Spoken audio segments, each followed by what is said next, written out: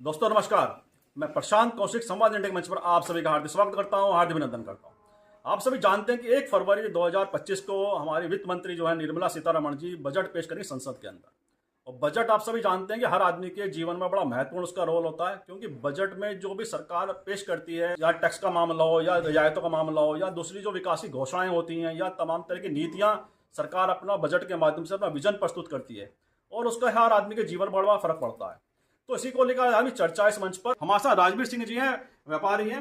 और जो महंगाई का दौर है, ऐसे में महंगाई की बात की जाती है तो कहा जाता है कि एक तो जो कंजप्शन है वो कम हो रहा है, उपभोक्ता दुकान पर कम जा रहा है, साथ ही ऑनलाइन बिजनेस जो बढ़ रहा है उससे किस तरह का मार्केट पे इफेक्ट पड़ रहा है, और आप क्या सोचते हैं सरकार ऑनलाइन बिजनेस पे अंकुश लगाए और जिससे कि व्यापारी को जो राहत मिलने की बात लगातार व्यापारी संगठन करते हैं, उसके बारे में आप क्या सोचते हैं राजवीर जी?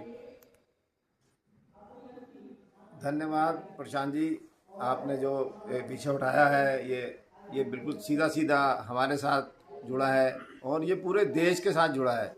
हमारा जो व्यापार है, हम जिस फैटर्निटी से आते हैं, हम आते हैं रिटेल व्यवसाय से, जिससे पूरा कई परिवार एक दुकान के साथ चलते हैं और पूरा देश की अर्थव्यवस्था ताना बाना उसी से बुना हुआ है, सब चीज़ उसी से चलती है। अब हुआ क्या कि सरकार ने ऑनलाइन की कंपनियों को छूट दे दी और उसके लिए कोई नियम निर्धारित नहीं किए हैं। हम सरकार से मांग करते हैं कि लेवल प्लेइंग फील्ड हो, जो सुविधा उसे मिले वो सुविधा बाजार में हर आदमी को मिलनी चाहिए। वो जो बड़ी कंपनियां हैं, विदेशी पूंजीपति लोग हैं, वो एफडीआई का दुरुपयोग करके उस एफडीआई के पैसे को बाजार को खराब करने में डाल रहे हैं। सरकार को पहले भी हमने चेताया, लेकिन सरकार को समझ नहीं आती, पता नहीं क्या वजह है, क्या कारण है कि सरकार इस पर ध्यान नहीं देती। हम माननीय वित्त मंत्री जी से एक बार फिर अभी अनुरोध करते हैं आपके माध्यम से भी कि भाई ये नियम बनाएं और एफडीआई के दुरुपयोग को रोकें, ताकि जो छोटा व्यापारी है वो मरने से आत्महत्या करने के लिए मजबूर ना हो। सरकार से हमारी यही गुजारिश है कि वो लेवल प्लेइंग फील्ड बनाए और जो रिटेल व्यवसाय है, जो बाजार है, जो हमारी देश की रीढ़ की हड्डी है, उसे बचाए। यही जो मझौला जो व्यापारी है वो देश की व्यापार की रीढ़ की हड्डी है। बहुत ही महत्वपूर्ण आपने बात कही।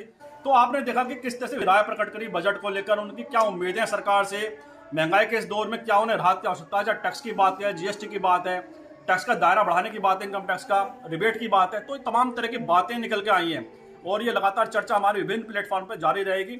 और इन शब्दों के साथ आज की चर्चा को विराम भी देते हैं और आप सबका बहुत बहुत आभार, धन्यवाद व्यक्त करते हैं। और आपसे हम अपील भी इस चैनल को सब्सक्राइब करें, लाइक करें। बहुत बहुत धन्यवाद आप सभी।